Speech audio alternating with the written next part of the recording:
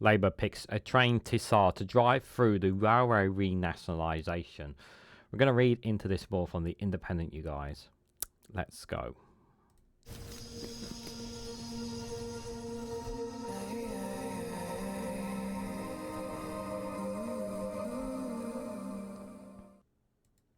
Good morning, good afternoon, good evening, wherever you are in the world. This is Reganelite here with an article from the Independent with the headline that Labour picks a trained tsar to drive through the railway renationalisation. The Transport Secretary has picked Laura Shoaf, the Chief Executive of the West Midlands Combined Authority, to run the Shadow Great British Railway. Guys, while you're here, make sure you hit the like button and share it across social media so others are notified of this video. So before I comment on and read the article, guys, I want to just show you guys a little, just take you to this here. So this is apparently I cannot find a wiki for it, which is a bit odd, but I did want to try and dig up a little bit of information just to get this, and I managed to come across this here. This is Laura Shoaf. She's a trustee of the Cure Leukemia, the blood cancer charity here. And it says here, Laura Shoaf, a CBE, is the Managing Director of Transport for West Midlands, the TFWM, which is the transport arm of the West Midlands Combined Authority, the WMCA, and is a strategic transport authority for the area covered by 7 metropolitan authorities of the West Midlands. Laura has more than 25 years international experience delivering integrated economic and spatial regeneration and is the first woman in England to lead a strategic transport authority. Laura has held a number of senior roles in West Midlands, including the Head of Strategic Planning and Implementation at the Black County Consortium, the Black County Director of Transport, and the Strategic Director of Transport at the West Midlands Integrated Transport Authority. Laura is responsible for the development of the integrated transport in the West Midlands for delivering a £4 billion transport package over the next 10 years, which is fundamental to the delivery of economic regeneration in the region. Laura is a chartered member of the Royal Town Planning Institute and sits on the board of the National College of High-Speed Rail and Urban Transport Group. She is also a committed member of the UITP and a board member of the ETMA, both highly respected international and European public transport organisations. So some very good credentials there on her. And I like that very much. I like that. That does sound very, very good. Obviously, I don't know. I know very little about her. But what I will say is, obviously, if there is someone who has this wealth of knowledge and experience in the game, who is working on the renationalisation, then that sounds very positive. I do think, obviously, like I've spoken about the renationalisation in the past, I think it's long overdue. I think we cannot, our rail industry has just been unfair. I think one thing that people do want is that there are some people out there who honestly, there are people out there who just don't care about it going back into the government's hand. What they want is reduced rail services, and they want services running more than anything. And one thing I've suggested in the past is that when we were under the Conservatives, I've always said, like, look at other models, other countries that are using privatization and restrict the amount of profit that they can take, make them lead. If they want to run our rail industry, they have to meet certain thresholds and certain bylines, and if they don't, they get massive fines for doing so. Clearly, we've not taken ideas and whatnot from European countries. And obviously the idea is obviously just to take it all back into the public's hands. Here is it seems to be what we're going to be doing here. Now, obviously, the concern is obviously the cost of all this, because obviously now that you're taking it away from privatization, from private companies, and you're putting it back into public hands, it means that it's going to come directly out of taxpayer money. However, we're already coming out of taxpayer money already with some of the things, as it is. And the rail fares have just been extortion. The rail fares have been extortion. They need to knock the rail fares down. If they generally want less people on the roads, if they want less cars, if they want more people to use the railways, they need to reduce the rail fares. They need to have a constructive plan, bringing it back into nationalisation, but also ensure that infrastructure projects are continuing to grow. They need to look at a similar project to HS2, a more cost-effective way of doing it. They need to upgrade the North. The North really needs more rail infrastructure more than anything. They need to get to work with around that area. I did see a story recently about new tube lines coming into and 1 or 2 lines in TfL for the London Underground, which was like, I'm all happy for about, like, that's great and all, but how about some of that money up the top, up north, for rail industries up there, you know. I think obviously the main project, obviously this is about the bringing it all back into public hand. My concern is obviously if Labour, when the Conservatives eventually do come back into power, I do think the right wing will eventually come back into power as long as we have the system that we have, the voting system that we have. If they may reverse this decision, which I think would be a cause for concern.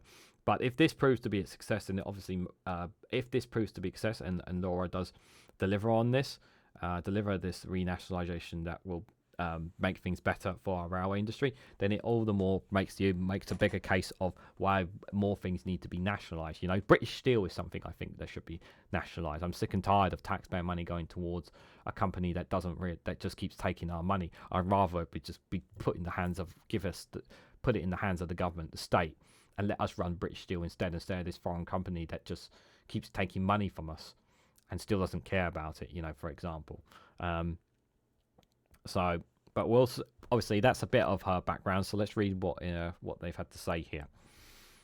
So Louise Haigh has appointed the woman who will be responsible for driving through Labour's renationalisation of the railway. The Transport Secretary has picked Laura Shoaf, Chief Executive of the West Midlands Combined Authority, the WMCA, to run the Shadow Great British Railway, the SGBR. The body, part of the Department of Transport, is a skeleton for what will eventually become the Great British Railway, GBR, when Labour's Passenger Rail Service Public Ownership Bill passes into law.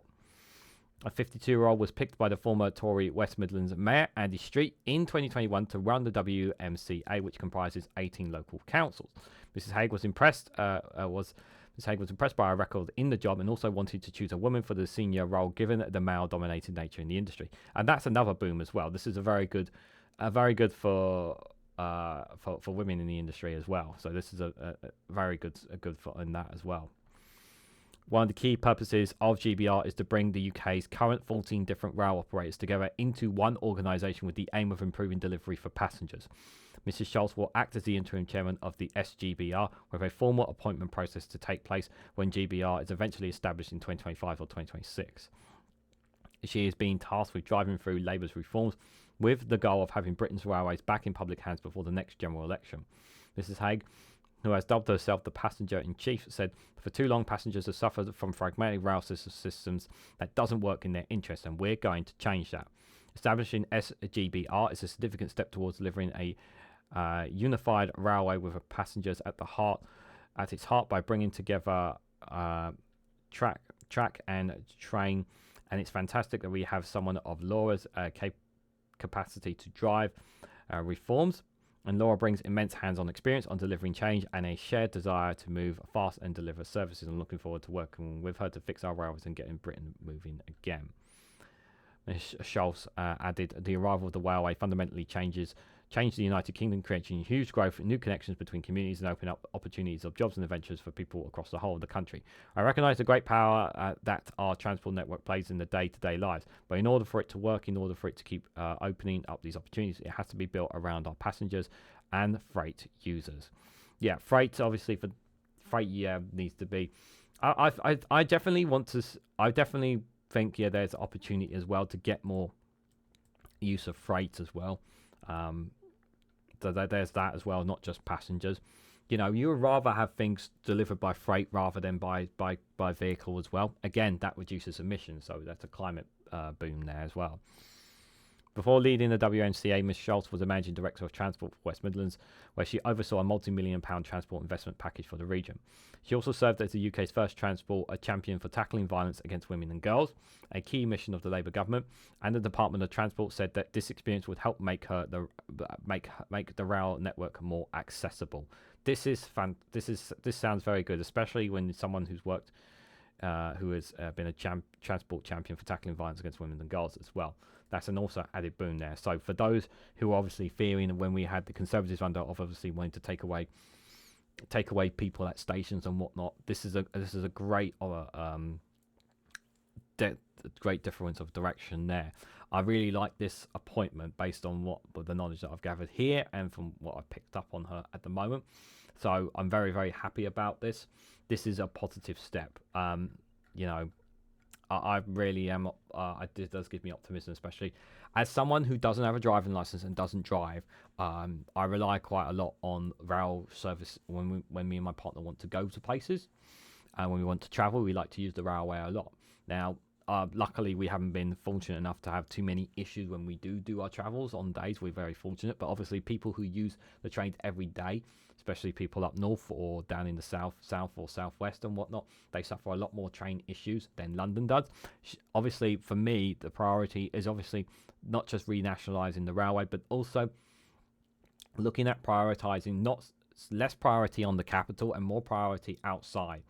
You know, the investment on the outside, on the east and west coast of England, on the north of England, connection between itself and Wales, and also the connection between us, the connection between us and Scotland as well. These are things that obviously need to be taken into account as well, and I'm sure that someone with her experience will obviously help that.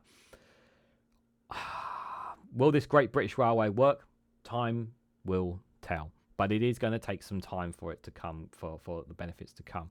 But obviously, my fear is that if it doesn't pay off within the next 10 years or so, I can see the Conservatives, or even, God forbid, Reform, bringing it all back into private hands. But what do you guys think? What do you guys make of Laura Shoaf's appointment? What do you make of a background that you've learned from this video today, guys? What do you think? Do you think she's a good appointment? Do you think that the British railway industry will be much better hands in the state hands rather than in the private hands? Let me know your thoughts and more down in the comment section below. If you found this video informative, please hit the like button. We greatly appreciate it. Share it across social media so others are notified of this video. If you haven't subscribed already, please consider subscribing, because it really does help support the channel. And if you want to go one step further, financially support me and the work that I do here, you can do so by becoming a YouTube member for as little as 99p, or join me on Rumble or Patreon for exclusive content on those platforms.